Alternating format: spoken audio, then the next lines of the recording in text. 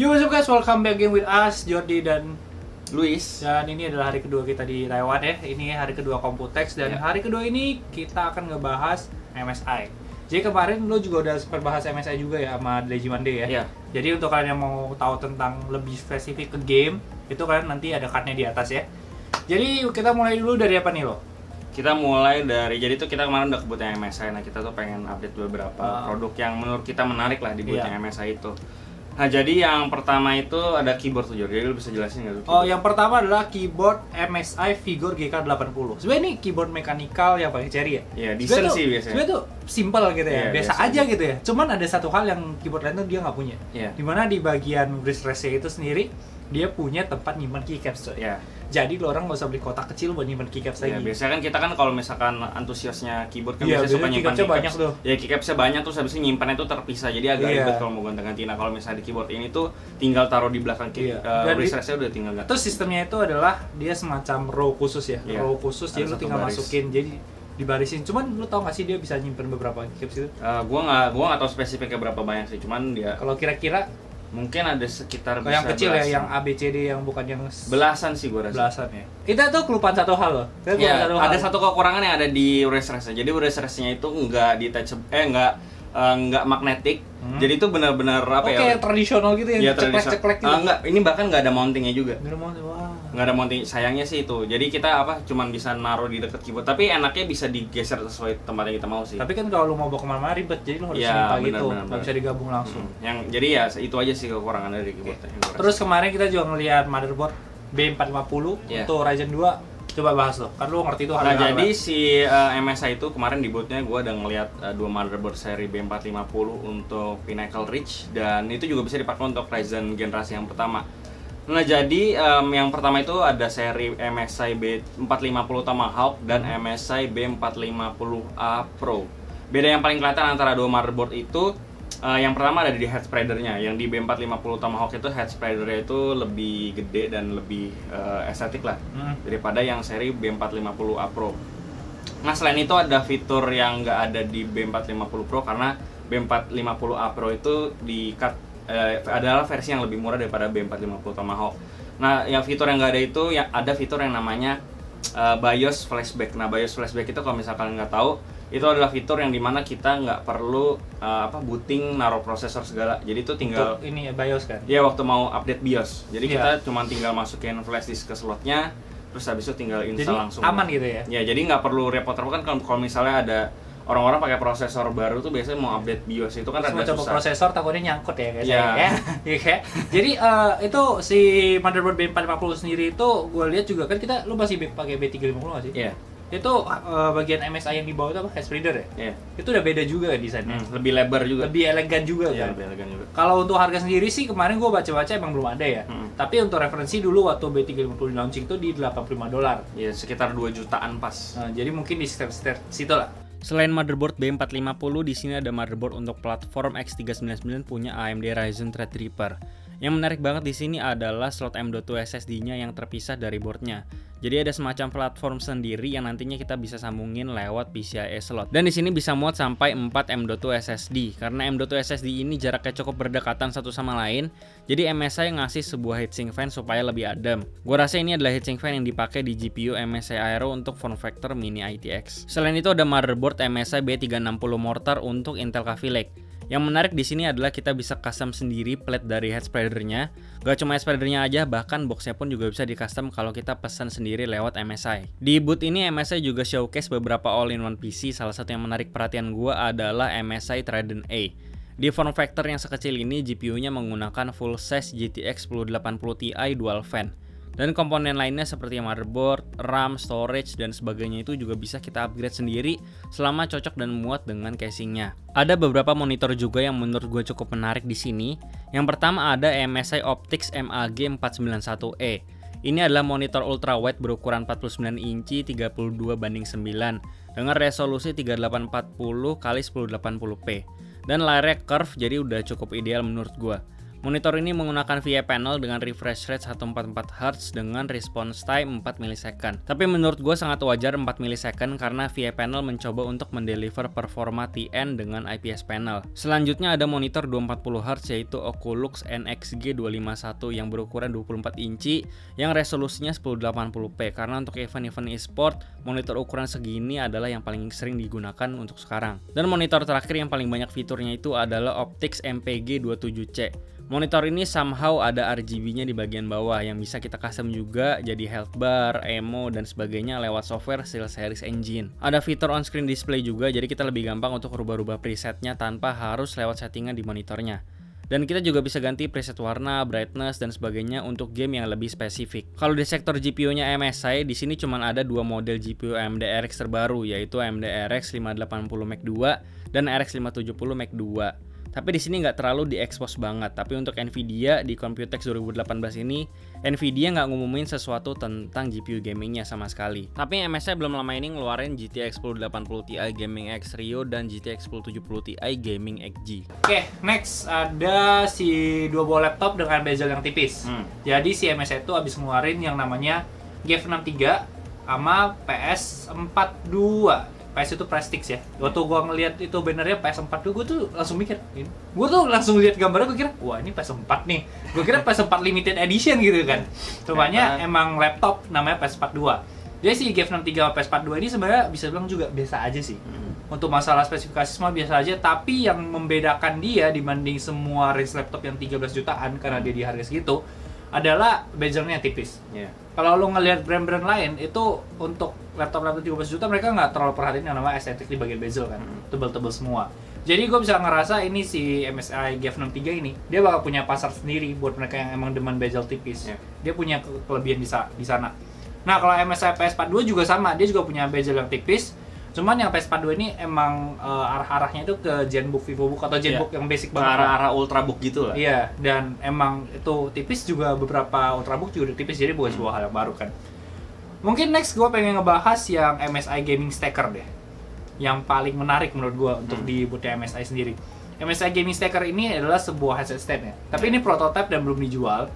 Dan untuk selain headset stand dia punya yang namanya tabung ya. Iya, buat tabung, digital hologram ya. Digital hologram bisa gift, jadi ntar ada naga-naga misalnya nari-nari di sana gitu. Terus gua rasa kayaknya juga bisa di custom nggak sih? Bisa di custom sih harusnya kalau lu ngerti-ngerti hologram. Tapi itu masih karena masih prototype, jadi kita belum bisa nyobain lebih banyak lah. Terus untuk harga sih udah pasti meledak ya. Udah pasti meledak, lu nggak usah ngomong lagi. Terus ada satu fitur juga tuh, key wireless charging harusnya. Key wireless charging. Cuman kemarin yang di sana tuh emang cuman kayak dummy, jadi kita belum bisa. Key wireless charging itu kalau kalian nggak tahu tuh semacam docking buat ngecas wireless. Tapi itu untuk beberapa yang emang udah support yang namanya QI, itu biasa diimplementasikan di kalau nggak salah deh. Corsair ada juga di mousepad-nya, Asus kemarin juga ada di mousepad-nya. Nah, beberapa handphone tuh kayak Samsung itu biasanya ada tuh, Samsung S8, iPhone X juga ada. Nah, sebenarnya yang menarik itu adalah hologramnya itu sendiri. Karena gua rasa-rasa nih tren bakal jadi tren baru nih, hologram XRGB ini bakal jadi tren baru. Nah, tadi gua habis search juga si Gaming Stacker ini. Rupanya dia nggak sekedar digital hologram yang nari-nari itu doang. Rupanya lu kalau handphone lu connect ke sana, ada yang nelpon nih, lu masuk notifnya ya? Dia bakal masuk, jadi kayak Luis ada tombol, lu tahu tombolnya miss call gitu. Maksudnya itu kan jadi enak gitu, lu ngelihatnya juga estetik. Kita lagi main langsung daripada ngelihat dari notif yang di atas cuma segaris kan nggak semenarik itu gitu loh. Terus terakhir lu bisa ngelihat paling kalau dari display monitoring berarti CPU lu berapa persen gitu. Jadi sambil main bisa sambil lihat. Tapi dia nggak sekedar tulisan sih gua rasa. Dia bakal dibikin menarik sih gitu. Bakal catchy. Nah, rupanya si key charging ini di samping kiri kanannya ada satu fitur yang biasa. Apa tuh? USB port. Sama USB port biasa ya. Oke, itu doang Gaming Stacker, itu bakal jadi produk yang paling menarik buat gua di hari kedua ini. Next kita ada apa lo? Terus habis itu ada notebook juga yang menurut gua juga menarik di bootnya MSI. Jadi ini namanya laptop MSI Workstation. Nah, ini notebooknya ditujuin untuk pekerjaan-pekerjaan yang pekerjaan yang berat-berat kayak 3D modeling, desainer, terus habis itu ya bikin-bikin film, ngedit-ngedit yang berat-berat lah pokoknya. Ya. Nah, ini nama produknya itu kalau nggak salah MSI WE63. WE63 tadi gua baca-baca ada 4 SKU. Iya, ada 4 SKU. Nah, ini ditargetin juga buat desainer-desainer buat yang butuh portabilitas. Butuh portabilitas, jadi mereka bisa sambil kerja, bisa sambil keluar-keluar juga. Kayak gitu. Nah, ada beberapa SKU yang dari yang paling rendahnya itu pakai i7 Coffee Lake. Kenapa pakai i7 Coffee Lake? Karena dia pakai karena i7 Coffee Lake itu punya 6 core dan 12 thread. Jadi itu udah menurut gua udah cocok lah buat productivity kayak gitu. Nah, habis itu SKU yang paling rendahnya itu pakai GPU Nvidia Quadro P1000. Pakai Nvidia Quadro P1000. Terus yang versi paling tingginya pakai ada pilihan Intel Xeon-nya juga, tapi belum disebutin Xeon berapa. Iya. Tapi GPU-nya pakai Quadro P2000. Bukan P2000, masih satu lagi. P3200. Itu yang paling tinggi. Jadi dia ada P3200, 2000 sama 1000. Iya. Gitu. Nah, yang selanjutnya itu harganya itu kalau nggak salah yang paling rendahnya ada di 25 jutaan kalau dirupiahin. Lumayan ya? Dan habis itu yang paling tingginya sekitar 30-an juta. Dan itu kalau nggak salah rilisnya di Indo kemarin itu orang MSI udah bilang sekitar bulan depan masuk ke Indonesia. Tapi kayaknya orang pada nggak tahu sih workstation ini sih. Yeah. Kayak lu baru nyampe lu juga baru nggak kan Yeah. ada MSI workstation gitu. Kalau Prestige kan kemarin lu emang nggak tahu dan gue udah pernah research kan. Workstation dengan logo yang baru juga dia ada mouse khusus workstation gitu loh. Yeah. Gua pengen tahu nih kenapa kalian nggak ada satupun yang bahkan termasuk kita. Kenapa nggak ada satupun yang tahu MSI Workstation ini? Apa karena nggak ada pasarnya di Indo? Iya. Tapi gue rasa harusnya ada, karena ada makanya MSI bikin. Iya, tapi kenapa nggak ada yang pernah ngomong, gue mau rendering nih, pasti dikasih laptop gaming. Nggak pernah dong MSI Workstation gitu loh. Mungkin kalau ada yang tahu silahkan komen di bawah. Dan terakhir gue pengen bahas kilas aja yang namanya MSI App Player ya. Jadi si MSI ini ngeluarin emulator di mana kalian bisa main game dengan gimmick nih, dengan gimmick better display, better performance, itu kan tergantung laptop ya, tergantung PC kalian sendiri ya. Dan mungkin yang ngebedain si MSI Player sama si BlueStack yang merupakan base-nya dia karena dia kerjasama adalah keyboard itu bisa nyala-nyala sesuai dengan kondisi. Jadi sekarang udah mulai hype lah ya begini, yang tren-tren begini, yang Steel Series apa tuh? Steel Series Engine 3 ya, atau game engine.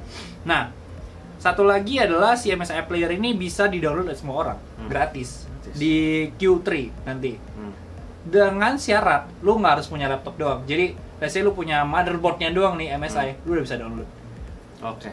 Walaupun sebenarnya nggak begitu menarik sih, cuman ya udahlah sebuah plus point aja. Terus habis itu bisa ganti tab-tab juga kalau misalkan itu. Itu kita belum nyoba langsung kan di BlueStack. Cuman kemarin yang dijelasin itu jadi di aplikasinya itu kita bisa di emulator itu kita bisa buka langsung 2 game. Jadi satu running di background kayak lu mau auto battle gitu kan. Ya, jadi misalnya kalian main game RPG nih di satu game, tapi kalian mau AFK gitu ninggalin buat kerja atau misalnya mau main game lain, kalian tuh di tab yang satu lagi itu nggak ke close. Jadi tetap running di background dan kita tinggal pindah ini tinggal main game yang lain. Itu yang menarik sih, itu sih menurut gua. Nah, yang gua lupa mention juga, jadi di MSI Workstation itu ada satu yang menarik juga nih. Apa? Ini adalah all-in-one desktop. Nah, all-in-one desktop ini namanya MSI W25. Dia spesifikasinya itu pakai i7 8 Gen juga, yang versi desktop tentunya. Dan GPU-nya pakai Quadro P1200 dan P2200 SKU-nya. Tapi ada yang P5200 juga. Oh, berarti ada itu. Berarti SKU-nya agak banyak sih. Iya, SKU-nya ada banyak sih. Terus habis itu yang versi desktop ini yang udah jelas pasti lebih kencang karena prosesornya bukan prosesor notebook. Terus dia Vortex berarti dia pakai yang casing yang kecil itu kan? Iya, benar-benar. Nah, ini yang menurut gue salah satu hal yang yang jadi daya jual paling tinggi di Vortex W25. Di Vortex W25 ini. Jadi yang dimana biasanya kalau misalnya kita butuh PC kencang, terus habis itu buat 3D designer segala macam pasti butuh VGA yang gede-gede, terus form factor yang gede-gede. Nah, sedangkan di MSI Vortex V25 ini dia bisa si MSI bisa bikin PC yang kencang itu jadi di sebuah small form factor. Ya, di sebuah small form factor. Jadi bisa masukin ke tas bawa kemana-mana. Ya, dan itu juga enteng, kalau nggak salah cuma 2 liter. Jadi itu sekitar 2,5 kilo lah, liter Iya, sekitar 2,5 kiloan. Jadi itu enteng banget. Sebenarnya tuh saudaranya ini Vortex yang gaming, yang kemarin di acara MSI, jadi bisa dibawa kemana. Yang penting lu ke tempat temen lu yang ada monitor gitu loh. Kalau nggak ada TV gitu, lu coba HDMI. Gitu. Terus habis itu yang enaknya juga di sini tuh kita bisa cabut-cabut sendiri. Jadi kita bisa bisa upgrade sendiri lah. Bukan all-in-one yang top gitu ya. Kita bisa ganti-ganti sendiri. Terus habis itu sih plus point banget sih. Ya, terus habis itu ada satu fitur lagi. Jadi dia tuh ada VESA mount. Jadi Jadi bisa taruh di dinding atau taruh di belakang monitor langsung. Estetik nih. Jadi soalnya kan kenapa alasan mereka itu ngasih VESA mount karena mereka ngeliat bahwa desainer itu biasanya butuh estetik dan butuh clean space. Ya butuh space yang lebar buat naruh barang mereka segala macam. Jadi mereka memutuskan untuk naruh VESA biar mereka bisa naruh di belakang monitor gitu sih. Jadi kita rasa itu aja recap untuk MSI di Computex 2018. Thank you banget nih buat MSI ya, udah nge-cover terus udah nemenin kita juga yang keliling, udah ngasih tahu juga. So jangan lupa follow semua IG, sosmed, FB, sosmed pribadi juga kadang bisa di update ya. Gue di Jody Leonardo, dia di Lestri Senesa 2. Jangan lupa like and share juga kalau misalnya video ini bermanfaat. Iya, ngasih tahu ke teman-teman kalian. Terus Instagram kita di @krenkitek.id ya, lupa di-mention nanti mereka nggak bisa follow ya. Terus gue juga nge-cover artikel per harinya di thelazy.media. Mungkin itu aja. Jangan lupa untuk subscribe. Bye-bye guys. Bye-bye.